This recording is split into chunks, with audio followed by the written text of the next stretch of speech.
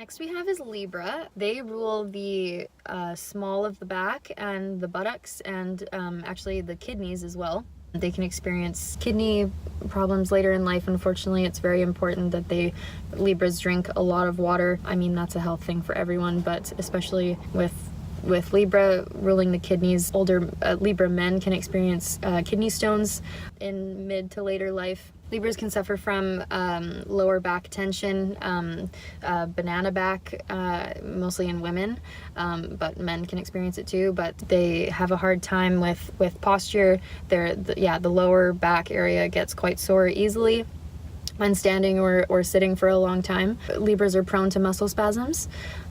Taking care of the muscles, I think, is what I'm gonna say for Libras, especially in that area. They usually have a nice butt. Because the spine is at the lower back, they're the bigger vertebrae, so that poses the balance of the Libra, and that's what Libras do, or that's what they're striving for, is that balance. And the lower back is the balance of you, and that also is metaphorical. Libras are very supportive of others too. They love to listen and be supportive. As a Libra myself, I do have a bit of a banana back and or a banana spine, I guess, C-shape, whatever you want to call it. And at school, when I was in post-secondary, it was hard for me to sit up straight for very long, or for the whole class. I had to get up and walk around. I've slouched. My shoulders have begun to slouch, and because I want to relieve that tension from my lower back, so that is obviously not good. I need to work on my posture, and that's Libra. Next we have Scorpio. My sister is a Scorpio, and I know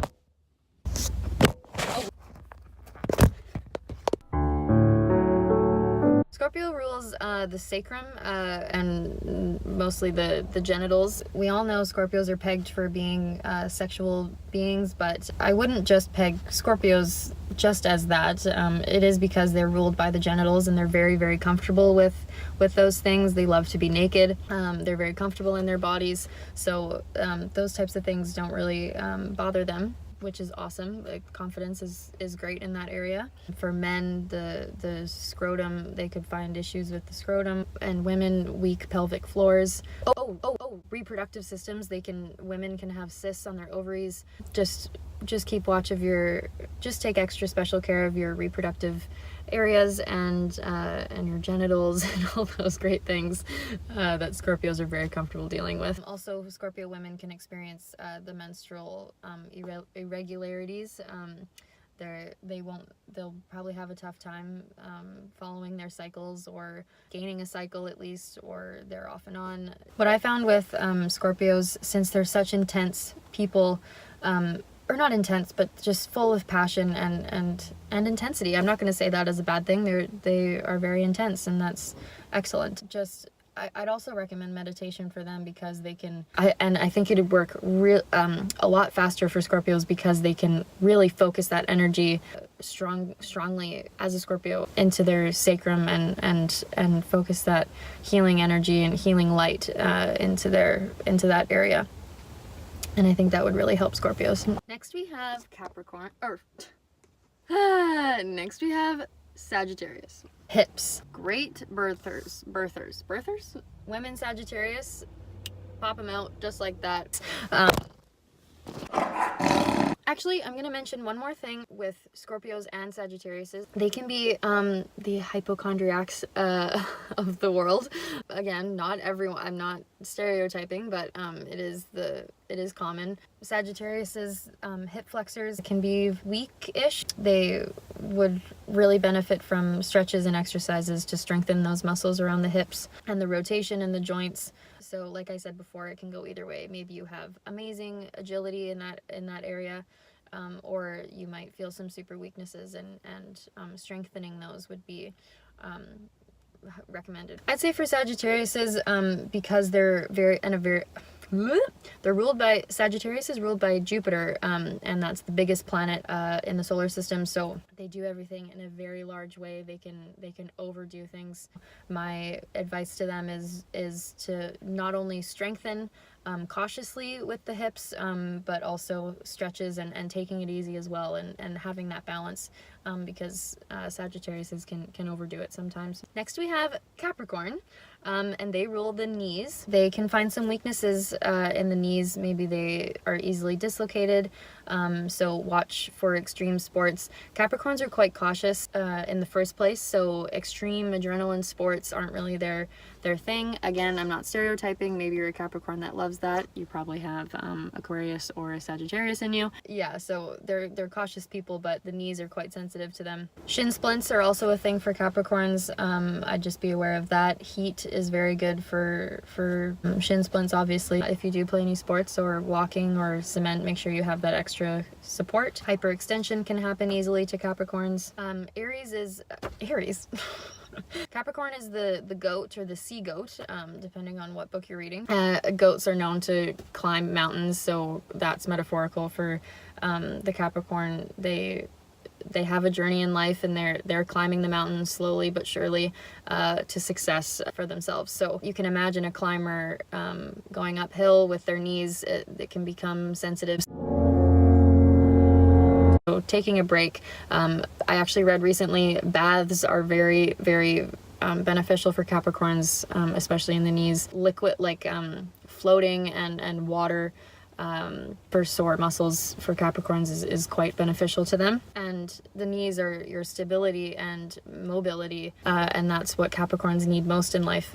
So take care of that. Taking care of that region is probably going to be very beneficial for you, Capricorns. Next we have Aquarius, and they rule the ankles. My mom is an Aquarius, and she actually does have weaker ankles. She can roll her ankles easier, has done it in the past, and has broken some foot bones. The Achilles heel and the ankle is quite sensitive for an Aquarius. Later in life, Aquariuses can experience swelling in the ankles, fluid buildup there.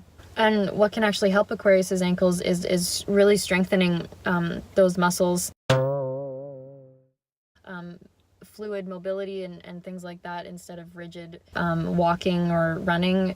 I wouldn't suggest walking or running for an Aquarius. If you do experience weak ankles, I would more say swimming or dancing with good support, obviously, but those types of things are more better for Aquarius's ankles. The ankle is quite metaphorical for Aquarius as well, because that is how we stand, obviously. So, and Aquariuses like to stand in their own unique way, so the ankle is quite important for them to keep standing in their strong and unique way. Last but not least, we have Pisces, and Pisces rule the feet. You can find most hockey players are Pisces, or soccer players actually are Pisces too.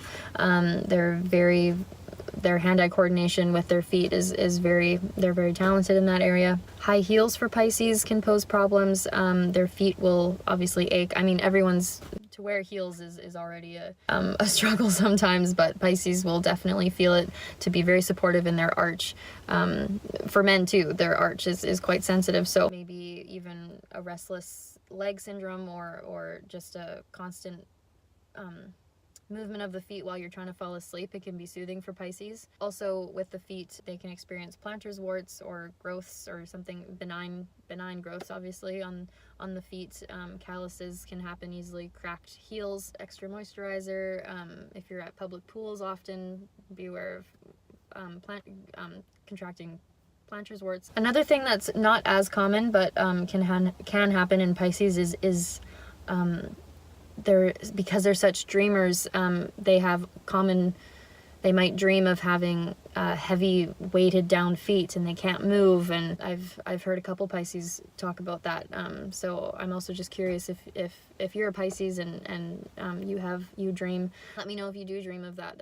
I'd be very interested to hear that. And because Pisces are dreamers, it is important for them to stay grounded through the feet. Exercises on the ground and staying grounded is quite metaphorical for this sign. Walking barefoot, you will see Pisces will either be, if you were raised,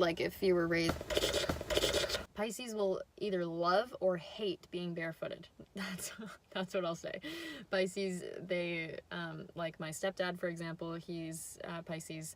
He could walk bare feet all the time in the summer at our cabin over rocks and the sand and whatever. That's bare feet. But in the winter, he needs his feet in slippers, socks, anything to keep them warm. If you relate, I'm sure you're a Pisces. My last piece of advice for Pisces would be to remember you're not just flesh and bones. You have a purpose on this earth, and your feet can take you to all the places that you need to go. So don't get caught up in those dreams. Make them reality with your feet. I don't know. All right, hopefully that's a little bit of information about your sign that you were interested in knowing. Please understand that these are not diagnoses.